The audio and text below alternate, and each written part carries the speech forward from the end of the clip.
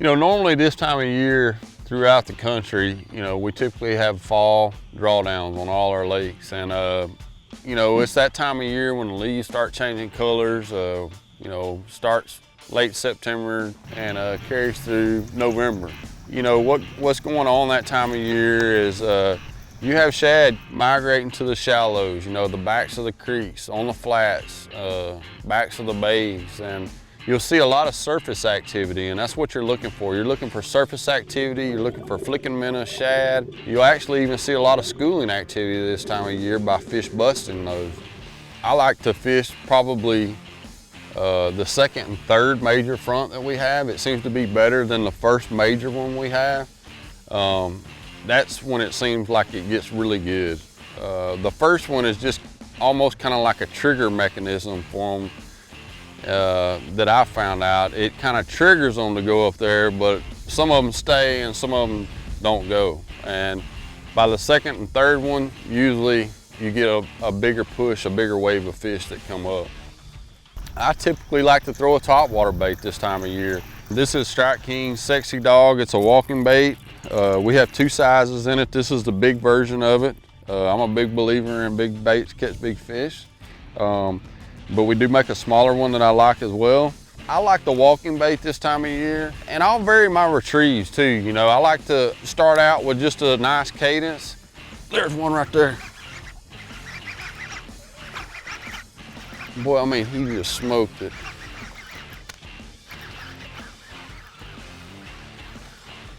And that's how you do it. Nice. There was another one after him right there. That's pretty cool. It doesn't get any better than topwater fishing when you visibly see the fish come up and eat it like that. That's just a cool way to fish. And I had just thrown that bait out there and just started my cadence, and I mean, he just smoked it. Nice fish. Strike King Sexy Dog. Fish is good and green. Pretty fish. Let him go. But what I was talking about is you just try to vary your retrieves. Some days they want a real slow pace. You might even actually pause the bait for a while. And then sometimes they want something real fast. You know, I'll speed it up, and I mean, where the bait's almost just kind of skipping across the water. Basically, all you're doing is you're working the bait with your rod, and all you're doing with the reel is just taking up the slack line. And you're not really snapping the bait, you're snapping your line, and you want to snap that line on slack. You want to snap it slack. The more slack you have in your line, you're actually working your line more so than you're working your bait.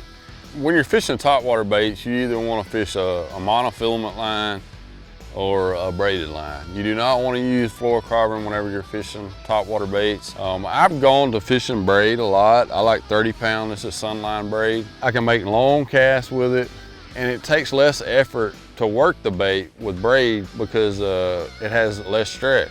If a fish hits me on a long cast, I can still get a good hook set with the braid. One thing you want to keep in mind whenever you're fishing braid is to go to a softer action rod. I like to use a high-speed reel whenever I'm fishing a topwater bait, at least a 7-to-1 gear ratio reel. I like a shorter rod, 610, medium action rod. I like a shorter rod because you're usually working the rod tip down towards the water, and you don't want a real long rod because your tip's going to stay in the water. There he is. Eat it. You got it. That's a little smallie. Look at that. Look at that smallmouth. Smallmouth. Sexy Dog. I'm about to use a skinny one. But it was fun.